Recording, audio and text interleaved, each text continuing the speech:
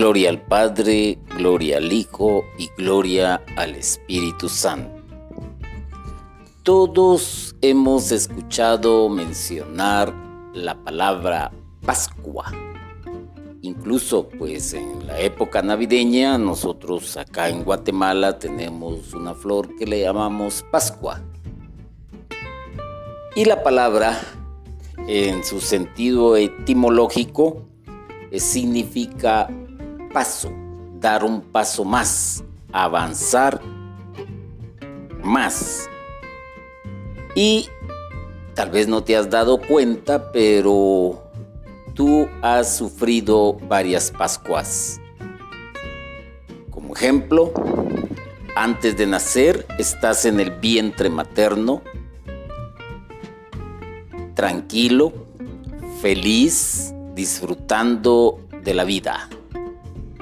Es tu mundo, un mundo donde no ves nada, un mundo donde escuchas los latidos del corazón de la madre, un mundo donde quizás escuchas un sonido como burbujas, pero cuando naces, das un paso. Cuando sales del vientre materno, das un paso. Doloroso y traumático para ambas partes si es por medio natural el parto. Ese es un paso del vientre al mundo que te rodea, al mundo incomprensible, al mundo desconocido. Cuando te bautizas, consciente de la vida que has llevado, das otro paso, una Pascua. Mueres al pecado, te arrepientes de la vida que has llevado y eres inmerso en la piscina bautismal para morir y nacer a una nueva vida. Es otro paso, la Pascua. Y cuando el ser humano muere, físicamente, clínicamente, da otro paso. Ese mundo no lo conocemos, ni nos es permitido verlo. ¿Pero por qué estoy diciendo eso? Porque cuando eres dueño de tus acciones y consciente de lo que haces, probablemente te niegues a dar ese paso. Y el paso que se exige es la conversión. El paso imperativo es aceptar que se es pecador y que se necesita cambiar de vida, dejar aquello atrás, morir a eso. La Sagrada Escritura en el capítulo del Éxodo número 5 y versículo 2 dice: ¿Y quién es el Señor para que yo le obedezca y deje ir a los israelitas? Ni conozco al Señor, ni tampoco voy a dejar ir a los israelitas. Todos conocemos ese pasaje bíblico.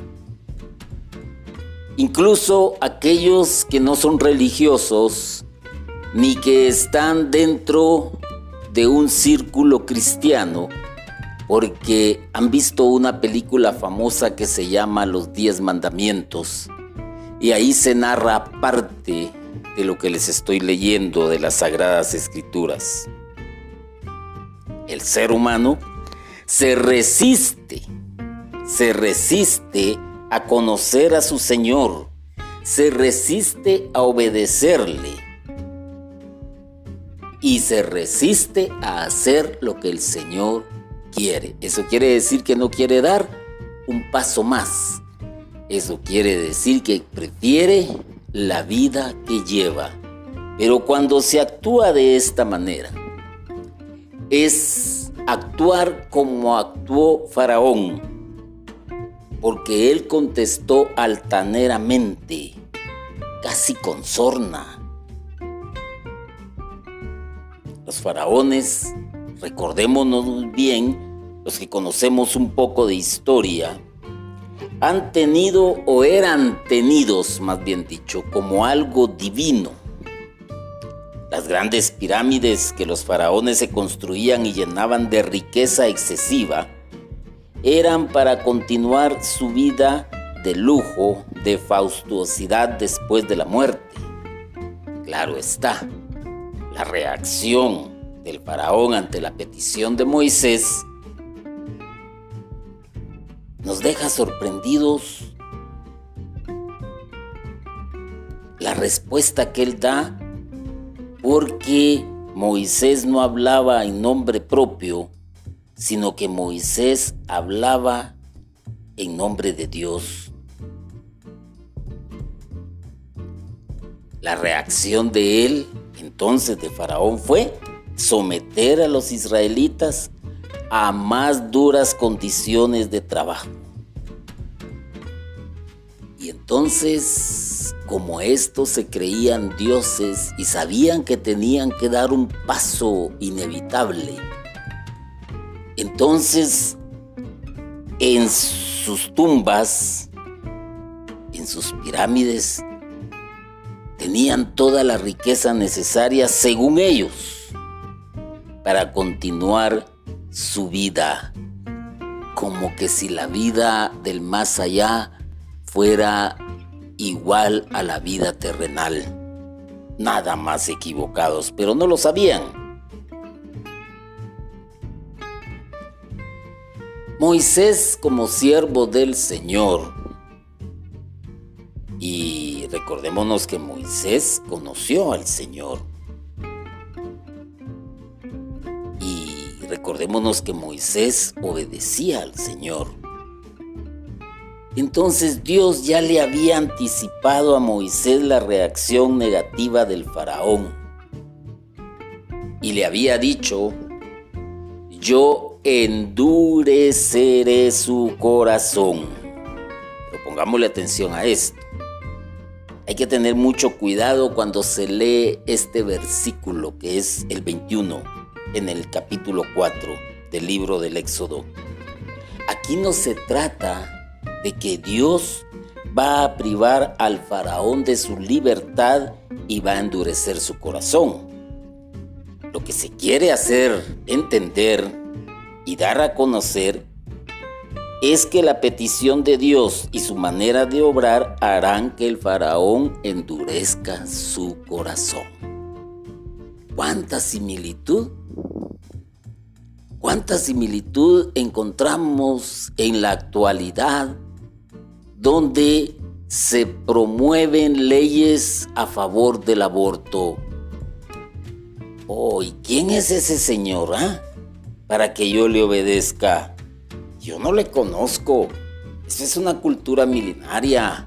Esa es una fantasía. Ese es un amigo imaginario el que cada quien tiene. Entonces prevalece el endurecer el corazón. Y vaya que hacen lo imposible por tratar de pasar esas leyes, como en muchos países ya está sucediendo. Mira, tal vez algún predicador, algún sacerdote en la homilía lanza mensajes sobre el aborto, en contra del aborto, en contra de los matrimonios del mismo sexo, en contra de muchas cosas que van contra la misma naturaleza del ser. ¿Y cuál es la reacción de las personas? Este está hablando cuentos, este no sabe lo que está diciendo. Somos libres, tenemos libertad. Nosotros haremos lo que nosotros queremos. Exigimos que se cumplan, que se hagan valer nuestros derechos. Este cuerpo es mío y yo hago con él lo que yo quiera.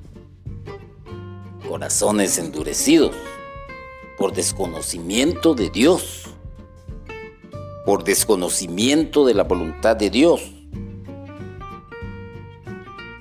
En ese entonces, en el tiempo en que Moisés estaba hablando con Faraón, la reacción de los dirigentes israelitas ante las hostilidades del Faraón y sus capataces también fue negativa.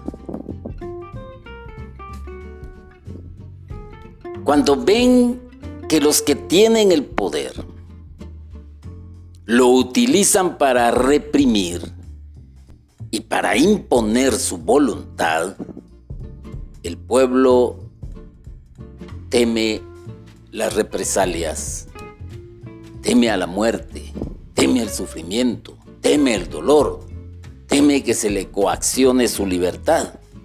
Y entonces lo que hace es irse contra aquellos que hablan en contra de aquel que tiene el poder. Y claro está, se disgustaron con Moisés y a Aarón y les dijeron: que el Señor mire lo que ustedes han hecho y los castigue, porque ustedes tienen la culpa de que el faraón y sus funcionarios nos miren mal. Ustedes mismos le han puesto la espada en la mano para que nos maten. Ahí está. Buscar culpables es lo más fácil. Buscar chivos expiatorios es lo más fácil, es lo más práctico. Y entonces estaba esta gente en una vida no llena de lujos, no llena de diversiones, pero sí tenían el estómago lleno, a pesar de que eran esclavizados, de que eran golpeados, de que tomaban a sus mujeres como les placía o cuando les placía. Pero ya se habían acomodado a ese ritmo de vida y en cierto sentido se puede decir que hasta estaban contentos, porque mientras tuvieran un techo y mientras tuvieran comida y trabajo, entre comillas, no importaba. Pero ¿cómo es eso que estos vienen y nos quitan la paz y le dan más poder al otro para que nos ponga doble carga? Moisés entonces acude desconsolado al Señor y le dijo: Señor, ¿por qué tratas mal a este pueblo? ¿Para qué me enviaste? Desde que vine a hablar con el faraón en tu nombre, él ha maltratado aún más a tu pueblo y tú no has hecho nada para salvarlo. ¡Qué desconsuelo! Y esas son las grandes interrogantes que se plantean aquellos que están trabajando para el reino de Dios, que están llevando un mensaje de paz, de esperanza y de salvación, porque ven cómo las personas se resisten a dar el paso. Se resisten a conocer a Dios, se resisten a hacer la voluntad de Dios. Probablemente un sacerdote se preguntará, quizás cuando reflexiona ahí en su soledad: ¿para qué me hice sacerdote? ¿Para qué doy tantos mensajes? Porque este pueblo no obedece, porque este pueblo se va en contra de la voluntad de Dios. ¿Cuántos predicadores que lanzan su mensaje también han de sentir esa desolación?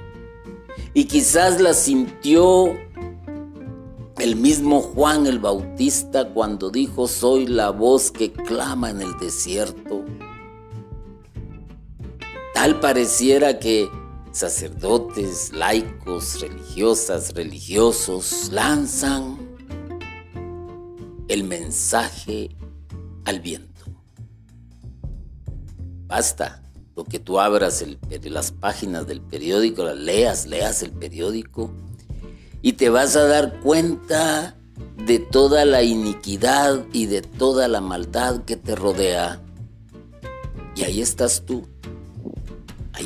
tú metido en este mundo que va a una forma acelerada hacia su propia destrucción. Y al decir mundo me refiero a la raza humana. Jugamos a ser dioses. Hoy la ciencia médica ha avanzado bastante como para manipular genes, como para hacer orejas, narices, piel sintética, etcétera, etcétera, etcétera. Pero incapaz de preocuparse por buscar la cura definitiva contra el cáncer y otras enfermedades que representan unos buenos ingresos a cada una de las farmacéuticas, con lo caro que están las medicinas para cierto tipo de enfermedades. Ponen sus esfuerzos en otras cosas. Tenemos al ser humano también creando y batallando por ver cómo activa y cómo hace a su propio hijo y convertirse en un Frankenstein con la inteligencia artificial. No estoy diciendo que estoy en contra de, sino que debe de aprovecharse toda esta sabiduría y todos los talentos que Dios le ha dado al ser humano con única finalidad que podría ser hacer el bien.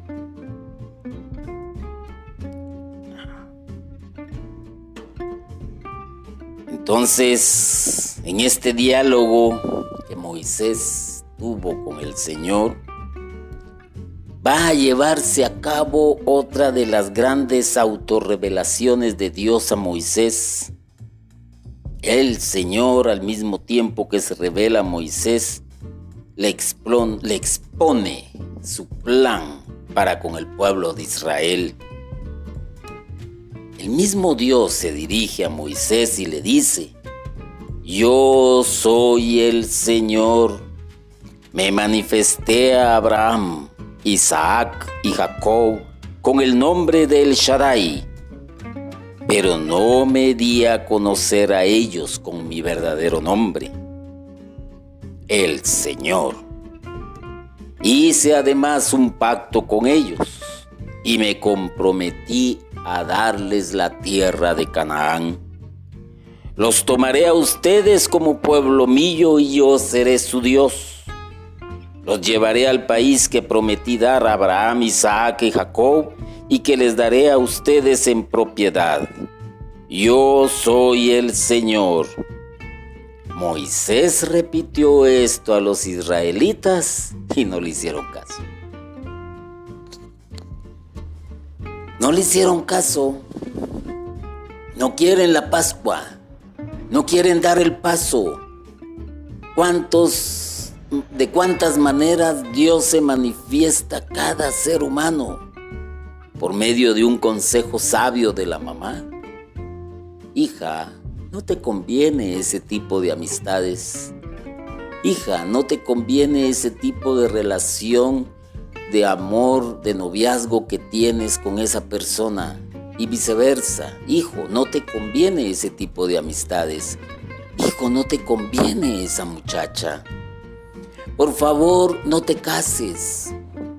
Mira, no le hagas caso a esos amigos que solo buscan la oportunidad para ofrecerte licor, para ofrecerte drogas, para ofrecerte la oportunidad de ganar dinero rápido. No escuchan, no hacen caso. Y eso que les está dando el consejo una persona, quizás un amigo, quizás un pariente, quizás alguien allegado, pero endurecen el corazón. No quieren dejar la vida que tienen, no quieren morir a esa sensación de placer, a esa sensación de comodidad y de bienestar. Están tan acostumbrados a vivir una esclavitud, fuere cual fuere. Unos se esclavizan del trabajo, otros se esclavizan de su misma profesión, otros se esclavizan de sus estudios, otros se esclavizan del amor. otros se esclavizan a los peores vicios existentes, otros se esclavizan al lujo, al placer, al hedonismo. Pero no lo quieren dejar, no quieren dar ese paso, no quieren avanzar. Es como que el nonato que está dentro del vientre de la madre se resistiera a nacer y no quererlo hacer. Pero la naturaleza es tan sabia que todo lleva su tiempo. Pero si lo que quiere es no nacer y lo pudiese hacer, jamás sabría que moriría y que no nacería. Y eso es lo que le pasa a aquella persona que se resiste a abandonar su vida de pecado, su vida de vanidad, de egoísmo, de prepotencia. No quiere dar el paso en busca de su Señor y conocerle y hacer su voluntad. Al contrario, prefiere morir que avanzar. Por eso es que la autorrevelación de Dios a Moisés es más que importante. Le indica que ahora le revelará su verdadero nombre. En un principio, Dios fue llamado por el pueblo en hebreo Elohim, que significa Dios. Luego el Señor se reveló a Abraham como el Shaddai, que quiere decir Dios Todopoderoso. Ahora se revela como el Señor. Qué interesante. Qué interesante, porque a nosotros se nos habla de un Dios, y un Dios omnipotente, omnipresente, pero no le conocemos, porque no hemos dejado que el Señor se nos revele, porque no lo permitimos, porque a veces se prefiere vivir en la oscuridad, en las tinieblas,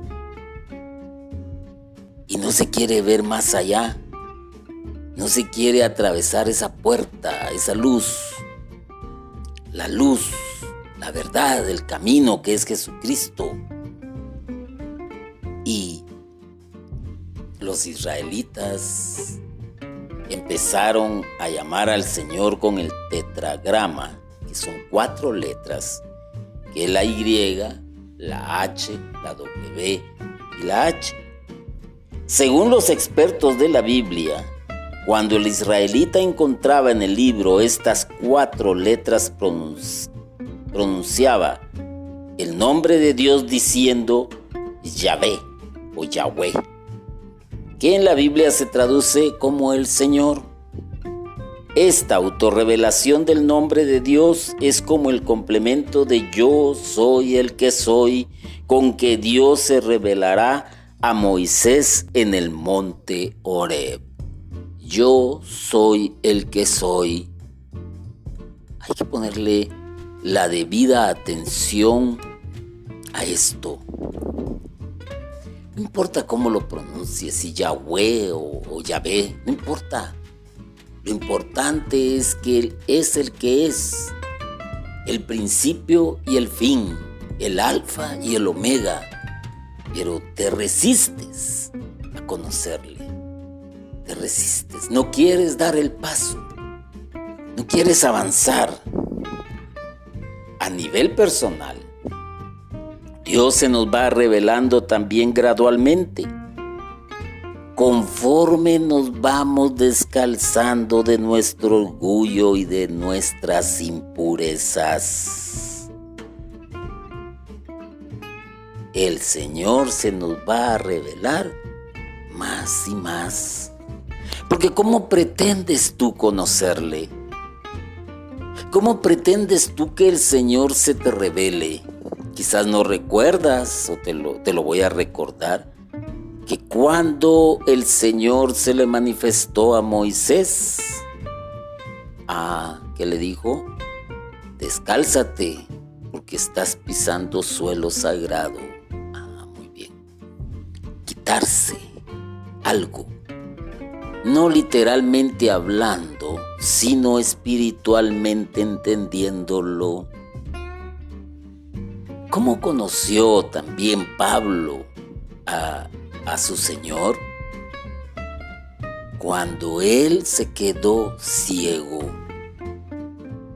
y se sumió en una meditación y reflexión profunda y entendió que quien le había hablado era el Señor. Se privó de la vista y eso lo hizo privarse de su orgullo, de su poder, de su jactancia. Y el Señor se le fue revelando poco a poco. Pero tú, ¿de qué te tienes que despojar? ¿Qué es lo que tú tienes que dejar atrás? No estoy hablando solo de orgullo. No estoy hablando solo de egoísmo, sino que estoy hablando de algo más, que son todas las impurezas.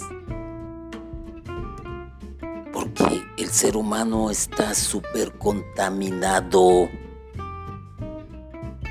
Hoy estamos viendo casos que nos dejan pensativos, embarazos en niñas de 10 a 17 años. Cuando se privan de su niñez porque son violentadas, porque son abusadas, porque son seducidas. Y hay un actor intelectual, hay un ejecutor, roba la inocencia. Imagínate si esta persona no supera eso, podría terminar muy bien su vida en un prostíbulo. Podría terminar muy bien sufriendo toda la vida en un hogar donde haya maltrato. ¿Y el ejecutor será que quiere dar el paso?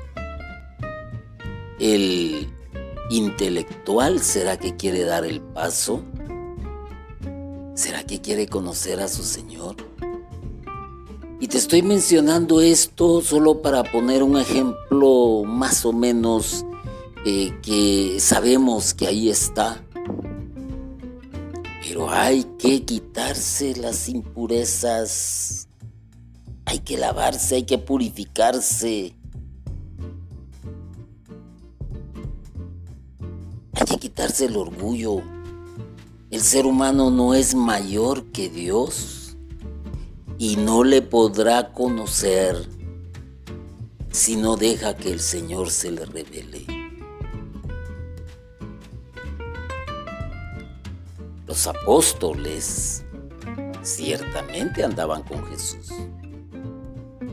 Los apóstoles ciertamente vieron los milagros que hacía Jesús. Los apóstoles escucharon las palabras que brotaban de los labios de Jesús. Pero no le conocían, no sabían quién era, a pesar de que Pedro, por inspiración del Espíritu Santo, lo reconoce, a pesar de que el Señor se les manifestó en la transfiguración allá en el monte. Pero ¿cuándo fue que realmente le conocieron? Cuando fueron llenos del Espíritu Santo y que por acción del Espíritu Santo se fueron despojando de todo aquello que los tenía atados a este mundo. El Espíritu Santo les ayudó a dar el paso, como Moisés ayudó al pueblo de Israel a dar el paso. ¿Se entiende entonces? ¿Se entiende? Bienaventurados los limpios de corazón, porque ellos verán a Dios, dice Jesús. Los limpios de corazón. los que se van alejando de la vida de pecado, los que se descalzan de la soberbia, del orgullo, del egoísmo, de la falta de caridad.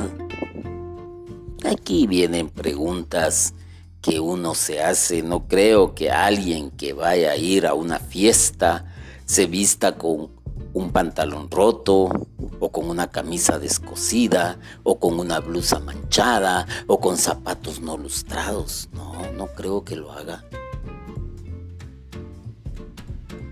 A buscar ir de la mejor manera presentable, porque no quiere mostrar sus impurezas, que ahí tiene esa ropa, que existe esa ropa en su armario, que quizás nunca ha limpiado los zapatos y se presenta a la fiesta de otra manera. ¡Qué cambio! ¡Qué hipócrita! Ante Dios no se puede presentar el ser humano con hipocresía, sino con un corazón limpio, para irse preparando hacia la Pascua, porque al final de cuentas, hermano y hermana, nosotros no tenemos comprada la vida eterna aquí en la tierra. Ya nos lo demuestran las estadísticas de las personas que padecen diabetes, de las personas que padecen cáncer, de las personas que padecen hipertensión y de las personas que dejaron este mundo a causa de la pandemia del COVID-19. Y por más dinero que muchos tenían, no les fue suficiente para comprar la vida. Ni por mucho orgullo que tenían no les fue suficiente para mantenerse en vida. Ni por mucha soberbia, ni por mucho egoísmo les fue suficiente para seguir en esta tierra. ¿Cómo se fueron? ¿Con un corazón limpio? No sabemos. ¿Y tú? ¿Y tú lo sabes? El que tiene que examinarse eres tú. Tienes que tener un corazón limpio para poder dar ese paso, porque entre más purificado se encuentra la persona, más abierto está su corazón para recibir la autorrevelación de Dios, que le irá comunicando quién es Él, qué es lo que quiere y cuáles son los medios para cumplir con la misión que se le pide. Hermano y hermana, el Señor te habla de una y mil maneras. El Señor quiere que escuches su voz. Ojalá escuchéis hoy su voz y no endurezcáis vuestro corazón. Y así Él te va a decir y te va a ir guiando quién es Él. Y vas a entender por qué Jesús dice: yo soy el camino, la verdad y la vida. Sabrás qué es lo que Él quiere. Lo entenderás. No lo sentirás como un peso ni como una carga, sino que te hará más libre y te dará al mismo tiempo los medios para cumplir tu misión. Hermano y hermana, apresúrate a dar el paso. La Pascua que se haga en tu vida, en esta vida. Bendito y alabado sea Jesucristo por siempre. Amén.